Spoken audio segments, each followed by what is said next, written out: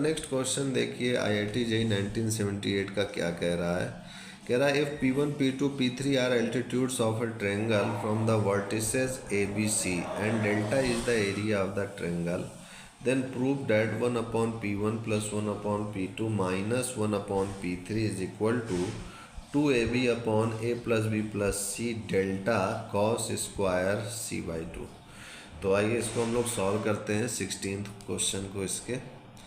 तो यहाँ पर जो है क्वेश्चन में सिंपली कह रहा है, सबसे पहले इसका एक रफली डायग्राम बनाते हैं। तो यहाँ पर एक ट्रायंगल है मेरे पास, दिस इज ट्रायंगल ABC।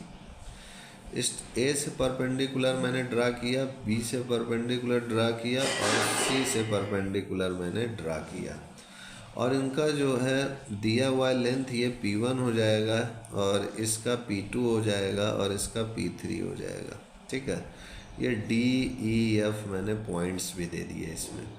अब कह रहे हैं आपसे कि जो डेल्टा यहाँ पर है वो एरिया ऑफ द ट्रायंगल को डिनोट करता है, एरिया ऑफ द ट्रायंगल को। तो प्रूव करने को कह रहे हैं 1 upon P1 plus 1 upon P2 minus 1 upon P3 जो दिया हुआ था।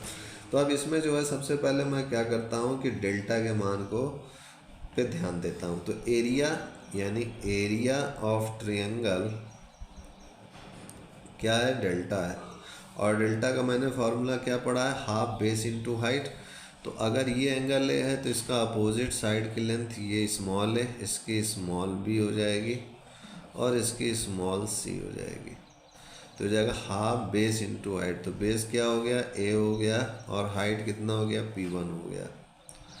इसी तरीके से मैं हर एक का देखूंगा P2 P3 का भी। तो यहाँ से सबसे पहले P1 मेरा क्या हो गया, 2 डेल्टा अपॉन A आ गया।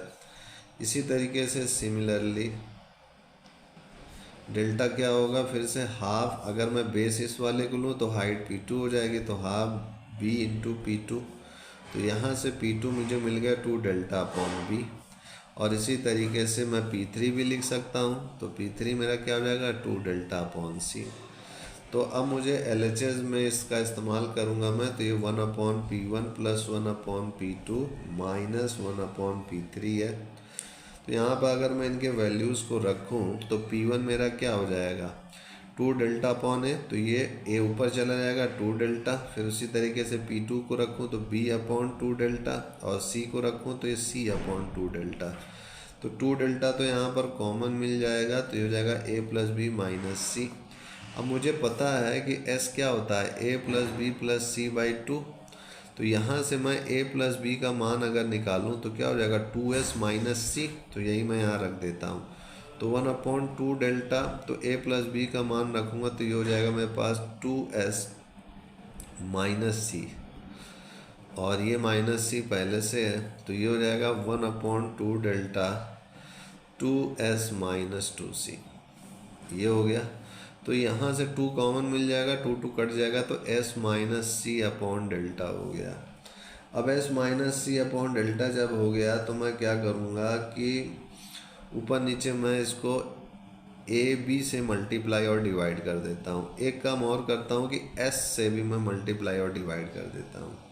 ऐसा मैं क्यों किया, क्योंकि यहाँ पर मुझे एक ट्रिक फार्मूला बनता हुआ दिख रहा है। तो सबसे पहले मैं ये AB अपॉन S डेल्टा को अलग लिखता हूँ, AB अपॉन S डेल्टा को, और इस वाले को S minus C upon AB को अलग लिखता हूँ। ये LHS में है मेरा जो मैं कर रहा हूँ, ठीक है ना।